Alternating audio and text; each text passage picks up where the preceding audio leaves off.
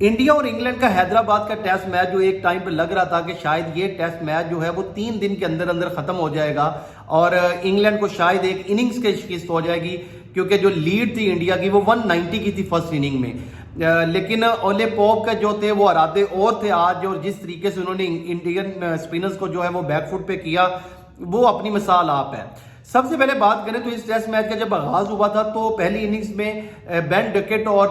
Crowley ने बड़ा अच्छा आगाज किया इस सीरीज का। ये सीरीज जो है वो बड़ी जबरदस्त इस तरीके से है कि लग इस तरह से रहा है कि एक टीम जो है अगर इंडिया को जो है वो इंडिया में हरा सकती है तो शायद वो इंग्लैंड है। जिस तरीके की क्रिकेट वो कुछ अरसे से खेल रहे हैं टेस्ट क्रिकेट से, स्पेशली जब से मैकलम उनके जो है वो टेस्ट के कोच बने, तो उनकी बैटिंग अप्रोच की बात करें, क्योंकि टीमें ज्यादातर इंडिया में जाके स्ट्रगल स्पिन के अगेंस्ट कर रही हैं, लेकिन ये जो टीम है इंग्लैंड की ये अटैक करने जाते हैं। उनकी विकेटें अगर गिरती भी रहें तो वो पीछे मुड़ के नहीं देखते, वो अपनी एक ही तर्ज की क्रिकेट जो है वो खेलते रहते हैं, जिसको बैस बैल का भी नाम दिया जाता है। अगर बात करें तो इंडिया ने जो है वो पहली इनिंग्स में अच्छे रन बनाए, 436 किए तो उन्होंने 190 रन की लीड ली। लग रहा था कि इंग्लैंड जो है वो अंडर रिडार है और ये बड़ा मुश्किल है इस लीड के अगेंस्ट जो है वो कुछ रन कर पाएंगे।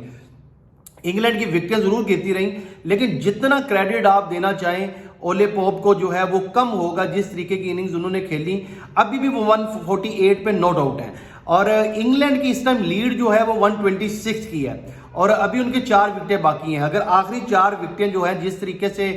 अभी वो बैटिंग उनकी चल रही है, पहले बेन फोक्स की भी तारीफ करना जो है ना करना जो ज्यादती होगी, कि उन्होंने भी बड़ा अच्छा साथ दिया इस इतने टर्निंग ट्रैक पे जो है। कोई भी जो इंग्लैंड के फ्रंट लाइन बैट्समैन थे, आप बेस्टो की बात करें, जो रूट की बात करें, बेन स्टोक्स की बात करें, सब ने स्ट्रगल की, लेकिन बेन फोक्स ने जो है वो अच्छा साथ निभाया। बात करें उसके साथ एक बड़ी लंबी पार्टनरशिप लगी, और उसके बाद अब जब रेहान अहमद है उनका भी तारीफ करनी बनती है कि वो बड़े टिपिकल जो स्टाइल होता है एशियन का, जो एशियन क्रिकेटर्स होते हैं खेलने का, बड़ी जल्दी लाइन भी जज कर रहे हैं, पेस भी जज कर रहे हैं, front foot back foot proper जो है वो बारी ले रहे हैं इस टाइम। तो लगता है इसलिए ये थोड़ा अलार्मिंग सिचुएशन बन गई अब इंडिया के लिए, क्योंकि चौथी इनिंग्स में जो है वो रन चेस करना वो मुश्किल होगा थोड़ा। हालांकि इंग्लैंड के पास तो ऐसे स्पिनर नहीं है जिस तरह की बॉलिंग लाइनअप इंडिया की है, लेकिन फिर भी जो है वो क्योंकि ब्रेक इतना ज्यादा है पिच में, जब रन्स को 200 से अबव रन्स होंगे और चौथी इनिंग्स में करना ये कभी भी आसान नहीं होगा। अगर बात करें जडेजा ने भी जो है आज उनको सिर्फ एक ही विकेट मिली, 2-2 विकेटें बुमराह और अश्विन ने ली। बुमराह जो है वो इस इंडियन बॉलिंग लाइनअप के जो कह लें कि सबसे इंपॉर्टेंट बॉलर होते हैं, चाहे वो